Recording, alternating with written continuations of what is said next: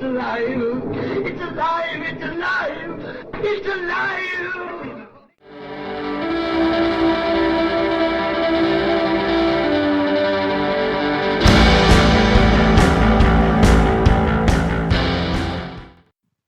Hello and welcome to a live after reading. I'm Tim Niederreiter, and with me today is a somewhat unusual guest for this show because she's not, at least not yet, an author. Alicia Smock, welcome to the show. So, hi Tim, thank you so much for having me. This is wonderful to be talking to you. Oh, it's great to have you on the show, and I guess a lot of actually it's kind of funny I say this because a couple of my guests lately have been on authors or writers who are not yet published, so it's not so different. But you also have another reason to be on this show, which is your website. So yes, that's true. What's your website about? Oh, sorry. So basically, my website, I have my own blog. It's called Rollout Reviews, and what I do is I write book reviews about pretty much any sort of book in any sort of genre, and I like to give honest, in-depth reviews. And then along with the reviews, I also like to write author interview articles and also various just miscellaneous review blogs. Oh, nice. Sounds like a good site to follow for those of us out there who are listening. So yeah, I think. So do you have criteria for reviewing a book when you do that? Do you have like a kind of set thing, or is it more you just play it by ear? How this book feels to you?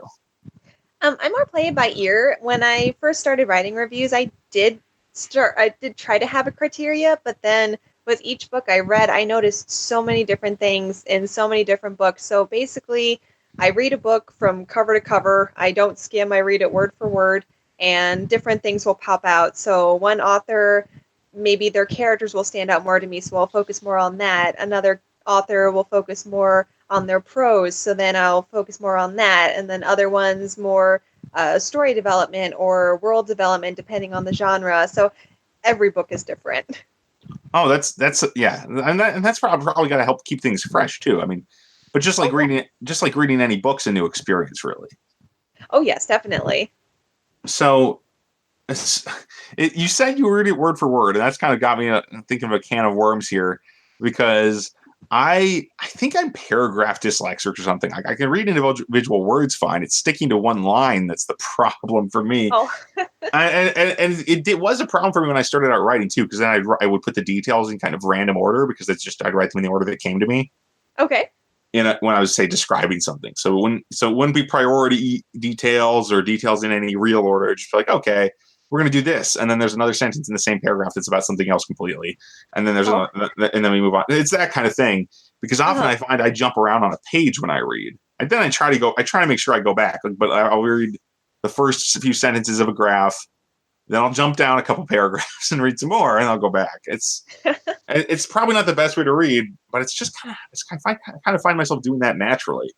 Yeah, well, and everyone has a different way of reading. Some people will read just like they'll read how you read, they'll read how I read, they'll read the first sentence of every paragraph and then just keep going from there. Some people read the first line and the last line, and then they're like, oh, I read it. And so it's like everyone's different.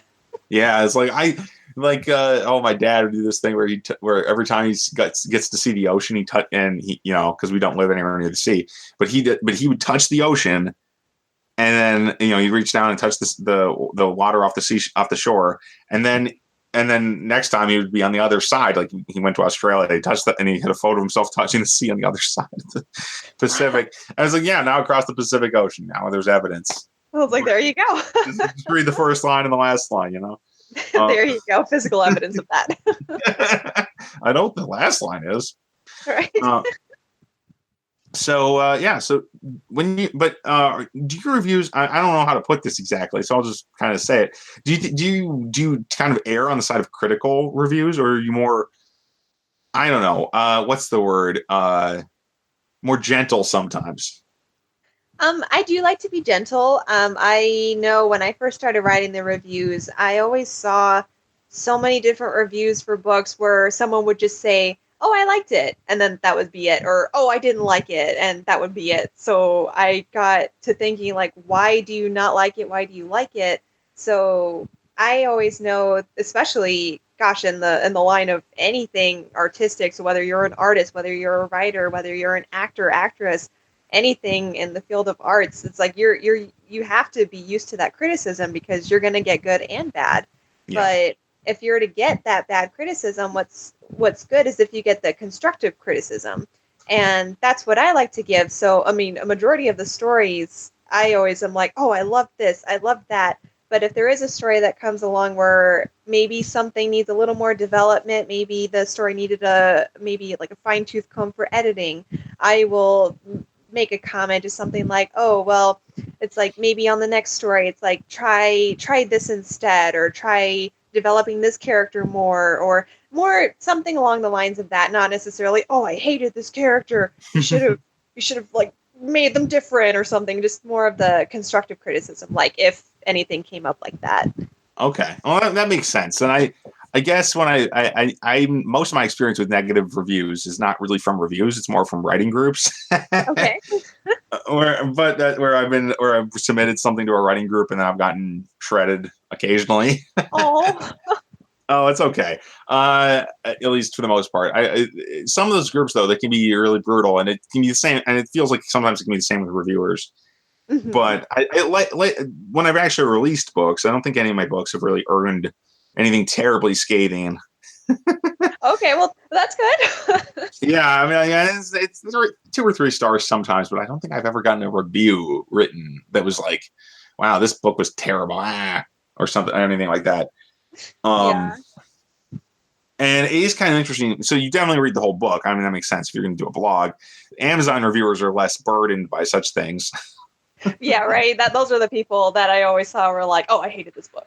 Like, Yeah, oh, like I got 2 pages in and I'm done with it. Right? I'm like, well, you can't base a review off of that. And I know even a book I just read recently, I had someone come back at me going, how could you give this book such a good review? And they're like, it was terrible. And I'm like, why would you say that? And they're like, oh, I read the sample on Amazon. And I'm like, don't be saying that it's a bad book until you've given the whole book a chance. Right. And I mean, I can see not wanting to read a book after you read the sample and don't like it, but reviewing a book after reading the sample is kind of like, I'm struggling to think of a metaphor, but like reviewing a restaurant after you got a free appetizer or something. I don't know. Right. It's like you gotta try more of it. You gotta really go. You gotta at least finish it, and then you can give your opinion. Yeah. Well, especially because the samples on Amazon are what, 10 pages long? You know, they're not huge.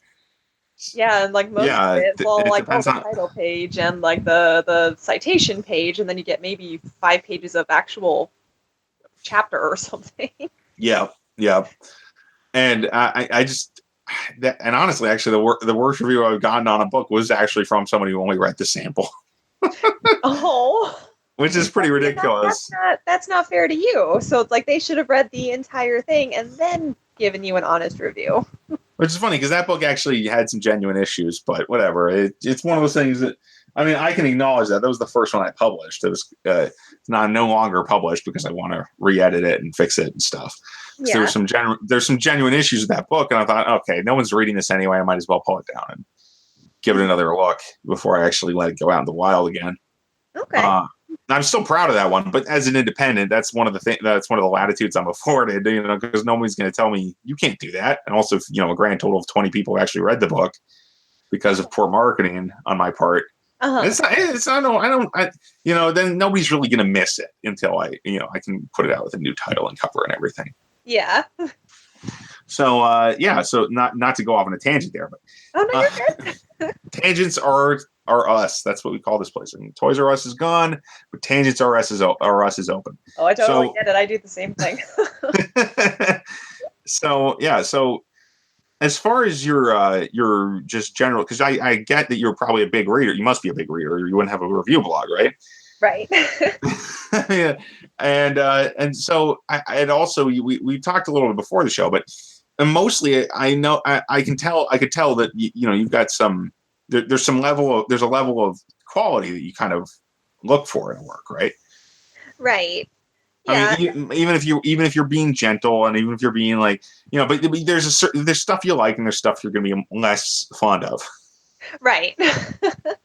And that sense of taste That's kind of the question I want to bring up, is this kind of thorny one about what is a sense of taste anyway, right? Is it a problem because it makes it harder to read certain things, right? It makes it harder for me, for example, I have a trouble reading books where the prose doesn't sparkle in some way, or at least passively do its job.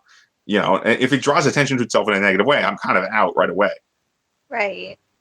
But then there's lots of other people who it's just not a problem because they don't have my education, or they don't, and I don't know if my education is a positive in this regard. And it keeps me from reading books instead of helping me read them. It's kind of interesting. Mm-hmm. So how do you feel about that? Do you think there's a drawback to having a kind of a sense of what you like, or a sense of taste in fiction? Well, that's actually a really good question. To be honest, when you really think about it, I think it just really depends on the person. And I know, gosh, even before I went to college, I was one of those people where I would maybe get through 10 pages, and if I didn't like it, then I would just stop it. But then as I went through college, I got to the point where I would read a book. If I really didn't like the beginning, I would keep reading. I would keep pushing through it. And I've actually been surprised by a lot of books where originally I would have just quit afterward, like after, say, like the first 20 pages, where after I got past that lull, come the end, the book was amazing. And I like a lot of people, I understand, like they struggle with that too, where they're like, oh, well, if it doesn't catch my interest within the first so many pages, then it's not worth my time. To be honest, I think a lot of people really should give these books a chance, because a lot of the times these authors, they can really surprise you. No, that's a really good way to look at it, because I think I think I have the weirdest. I think I have a pretty weird kind of fixation on the prose, because as being a writer and being an English major and having done this for so long, relatively speaking. I mean, considering over half my life now, I've been writing novels. Yeah. So, I mean, I think I have a certain kind of critical eye that's hard to relax, and that's definitely a personal failing. But on the other hand, knowing what you like is really cool, and knowing why you like something is really useful. Right. For example, I have met a lot of people who will, and I think this is probably predominant, at least to some degree, among readers and viewers of other media, like TV or movies, that they can't necessarily tell you why they liked something. Right. I'm not sure if it's the majority of people are like that, but definitely there's a lot of people who don't want to talk about why they like something. And they won't, and it's hard for them to elaborate on it, maybe because they don't have the words, or they just don't have they just don't want to think about it that much. That could be it. Or maybe even, I mean, gosh, I know a lot of times, especially, I mean, to be completely honest, I'm a big nerd. And I know if I'm asked, like, oh, why do you like this so much? I'll more say, like, oh, I don't know, but it'll be more maybe out of embarrassment. So maybe people could say that too, where they're like, oh, wow, I sound like a big kid if I say I like this. And I don't know, maybe. Oh, that's a good alternative to the other options and the other thoughts I had there. Yeah, it makes sense though. Mm-hmm. I of course, being one of the largest nerds I personally know, I'm perfectly happy owning that. I don't mind talking about the stuff I like and don't like. That's good. Yes, fellow nerd. Thank you.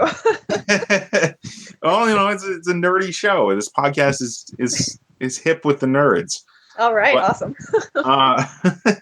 But they're my people. These are my people, nerds. Yes. I mean, not to say there's anything wrong with anyone else, but when you're born a nerd, or when you're raised a nerd, there's a certain amount of nerdiness that just, it can be more easily appreciated. And similar, it actually sounds a lot like the way books are, because I can appreciate athletic people who want to do something other than read or write for in their free time. But it's just not me. It's not the same kind of thing that I do.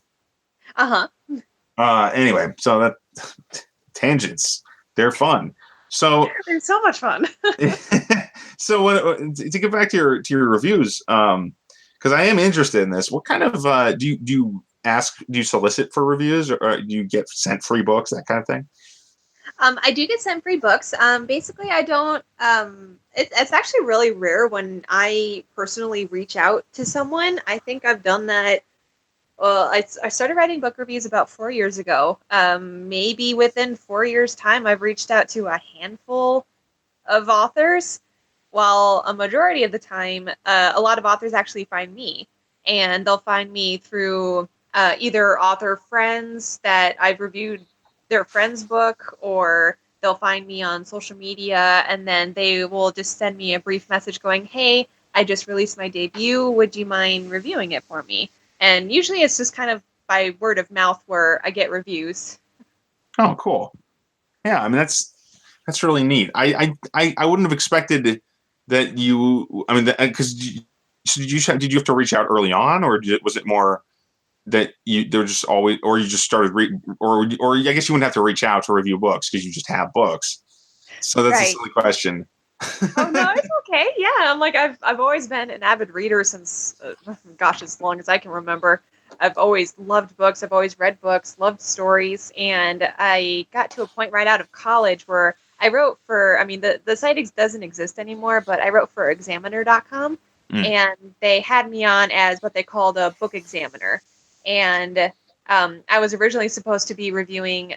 Since I used to live out by Chicago, and they originally had me trying to write articles about the Chicago libraries, but I couldn't get out to the city enough, so I was trying to think of other articles to write, and I'm thinking, hey, what if I write book reviews? I'm like, I read these things all the time, so I'm like, why not try writing reviews? So I just started writing reviews of books that I had recently read. I started reading books on my shelf and just writing reviews on that, and then I actually had a publishing company in Utah that reached out to me, and they're like, hey, we've seen your reviews, we like what you do. They're like, if we send you this box of books, would you be willing to read and review them? I'm like, okay. That's called free books. Yeah, and I'm like, I got this wonderful package of like 9 books on my step, and I'm like, I love this job. I'm like, okay, let's go with this. Oh, that's awesome. Yeah. I've often wondered what it's like to just get free stuff in the mail. But anyway. Oh, when it comes to books, though, oh gosh, I'm like I'm one of those weird people where if I have a bad day, I hug a book. It sounds really weird, but it brings me comfort. And seeing this giant box of free books on your step, you're just like, Merry Christmas. Nice. What kind of genres are your favorite? I was just thinking and what brought this on is I was thinking, well, if you'd have Brandon Sanderson book, now that's a substantial book to hug, as opposed to some of these smaller ones. Right. I was just imagining, like, oh yeah, The Way of Kings. I could almost hug The Way of Kings. That's a big book. Yeah, that is a big book. But yeah. So, what do you have any favorite genres or types of book? I mean, yeah. I do. Basically, just to get this out of the way, I read every type of genre. I think I've read one book from each genre known to man. But my go-to genres, the ones that are my favorites, are fantasy and science fiction. Ah, great. Kindred spirits in that as well. Yes. So, very much. I mean, lately I've been seeing a little more. I've been interested a little more in horror, but like, I'm still very much. The Hobbit was my bag when I was a kid, and oh yeah, that's a good book. yeah, it's very solid. I mean, even the Lord of the Rings, which is more of a mixed bag for me, I really like the Hobbit still. Yeah, it has a different feel than the Lord of the Rings books. Oh, completely. Yeah. It's just not those, not quite completely, but yeah. Fantasy, just good feel sort of books. It's an adventure. Yeah, it's more. It's less of a big, sweeping. This is changing the world story, and this is just we're on an adventure. Right. Yeah, and I've noticed a lot of times, like especially in fantasy series now, whether it's like George R.R. Martin's Game of Thrones, or one of my favorite fantasy series is the Witcher series by Ooh, yeah. Butcher his first name, but his last name's Sepkowski, so I'm not going to try to pronounce his first name. Yeah, one of those Polish names. It's so hard to say if you're exactly. not Polish. That's like those fantasy series. They're wonderful, wonderful books, but they delve so deep into politics, and you're reading into these, and you're just like, can you just give me the adventure and the fun? That's interesting. I've not read any of those books yet. I really want to, though. I played some of the games associated with them. Oh, you should definitely read the books. I actually just finished my last article of a series I was writing of references that you can find in the third Witcher game. Okay. that referred to all 8 of the books that have been released so far. Yeah, that's a. Also, I think I'm actually writing a series. I'm not writing the series now, but I have this series kind of on the back burner that I've written one book in that isn't out. But it's it does have some interesting superficial resemblances to the Witcher series. Oh, so, really? Yeah, it's a fantasy series about a guy who hunts demons. Okay. And he's immortal. So there's your major superficial references, right? To the main character from the Witcher series. Mm-hmm. But it diverges from there. But that's kind of a series I've had as a hobby horse for a while. As a book idea that's awesome. I guess the real twist on it is that he hunts demons not because you have to kill demons, but because you can't kill demons and you have to throw them down to these wells that go into the center of the earth or whatever. So to imprison them once again. That sounds awesome. I'm pretty happy with the concept. It's been forever. I might have to actually finally write a novel in that setting as opposed to just a short story. You should. I would definitely read it. Okay, I'll consider that a fire. I'll go with that. All right. We'll light the fuse and then run. And write. That's what I'll do. Not run. Running doesn't get books done. So anyway, unless you have a tread desk, which I don't. Yeah, right. Sorry. Anyway, not too sorry. Just a little bit that's a weird tangent. No, don't be sorry. Never be sorry. But I do like the idea of just the fantasy world with kind of the iconic characters in it, right? And the characters and that to me is what The Witcher has in spades, is from the games and stuff. Yeah, definitely. And actually, what's funny, thinking about The Witcher, going back to an earlier question where I told you about how if something doesn't catch my interest, I just plow through it and it surprises me. The Witcher series was actually one of those books. When I read the first book, I was reading it going, what in the world is happening? And then I would be like, okay, let's just keep going. Let's just keep reading. And now today I have read through all 8 books 4 times. Wow. So you could say that's a successful series for you. Yep, that's a success. Rereadability. Is that something you gauge books on? No. I mean, not necessarily in your reviews, probably, because you don't have a lot of time to do that necessarily. Yeah, sometimes there have been a couple of reviews where I've actually mentioned rereading them, more so because sometimes I'll read through a book and some concepts will confuse me, or I'm trying to figure out, okay, what was the author trying to do with this character? What was the author trying to do with this concept? And I've actually, there have been a couple books where I have reread them and they made more sense the second time. So there have been a couple books that I've reviewed where I'm like, oh, maybe if you reread it or try rereading it, and then it's going to make a lot more sense the second time through. Oh, absolutely. I think, what was it? The Fall of Hyperion, especially. Okay. By Dan Simmons. Oh, it's the second book in the Hyperion series. It's really just, and it's a 2-book series. It's science fiction. And the first book is like the Canterbury Tales, but in space. So it's a bunch of people telling their stories of how they ended up on this pilgrimage to this planet called Hyperion. Okay. Where this terrible monster lives that sometimes can grant you wishes.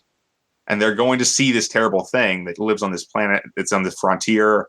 But The Fall of Hyperion is like a completely different book, even though the whole series is extremely deep with the world building, but it's also extremely, it's oblique. So you never see the world building head on in the first book, especially. Oh. Because it's from the perspective of 6 different travelers. And, and they all kind of fit archetypes from the Canterbury Tales. So, there's the priest, there's the soldier and all that sort of thing. Right. But then the second book is from a different character's point of view. None of the characters in the first book they're all still in there. They're all still in the story, and it continues their story, but it's a very strange way to do it. And the second book is where it all kind of comes together, and you realize this is what that series is about. But even then, it's quite a difficult book to read. And it took me a couple of reads to actually fully appreciate it. That's what I'm trying to say. Okay, but now when it's one of my favorites by far. Okay. I love the second book especially. All right, so see there's your success right there. Yeah, no, that is a success. Yes. And I will vouch for those books being extremely inspiring because I no longer own a copy of either of them in print. Okay. because I lent them to a friend who lent them to another friend. Oh, And then no. but because the other friend, this is actually where the story gets good. Because the other friend, his friend who he lent them to, I've never met, who he lent them to, was going through some like serious depression and stuff. And these books kind of pulled him out of it. And so my buddy, who I lent the books to initially, said, I can't ask him for those books back. And I agree with him. Well, I'd probably have done the same thing. That is a good ending then. Yeah, it's a very happy ending. Those books are they're out doing more good work. Anyway, there you go. Oh, that's wonderful. I thought it was going to be one of those. It's like, oh, I just never saw them again because I'm like, that's a book lover's worst nightmare. Oh, it's all, and they were just little paperbacks. I have versions of those books now, but okay, it's not in print. Not particularly special editions, but they were special to this guy more than to me, probably. Yeah, well, that's wonderful that they helped him. Yeah, I mean, it made me like, wow, those books really were a good spend. You know, you'd spend $5 on a paperback. Yeah, well, it just shows the power of stories. I mean, gosh, stories can do amazing things. Absolutely, yeah. Because all the the cost might be low. You got these little mass market paperbacks is what they were, and they just. And I the first one I read while I was on a trip to India. This is a while back. I was in college. Okay. And it was just the perfect travel book because I'm traveling, because they were traveling the entire time too. The characters are all traveling, and they're going to these crazy places and on this other planet. Anyway, I could go on. Is what I'm trying to say, but we're running out of time. Oh. And I'm sorry. This has probably been the most tangent-filled episode in quite a while, but I will. But so Alicia. Yes. Where can people find you? Remind us again about the URL and where people can find your stuff online. All right. Well, all you have to do is just type in rolloutreviews.com, and that'll take you directly to my blog. There are links to all of my social media on my blog, but I'm more present on Facebook and on Twitter. So even if you can't contact me through my blog, then you can contact me through Facebook. I'm there at Alicia Smock, or you can go to my Twitter handle. That's Alicia_C_Smock, and send me messages if you have any books that you want me to read or review. Just send me a message, and I'd be happy to do it for you. Well, awesome. I might actually take you up on that. Sounds like I'd be happy to read and review your work. Excellent. Another excellent podcast. I think it's been a lot of fun. Thanks for being on the show. So yes, thank you so much for having me, Tim. This has been great. Well, awesome. And as for this show, you can find more of this show at mentalcellarpublications.com, and that you can find the other show there too, of Mooks and Monsters. These are both on the website. A lot, and you can find links to. Well, the book links aren't so good these days. I've been remiss in updating the book links, partially because just apps are silly on this site. But anyway, find the podcast there. You can find my all my books that are currently available at Amazon.com. And thanks for listening, everybody. Talk to you next week.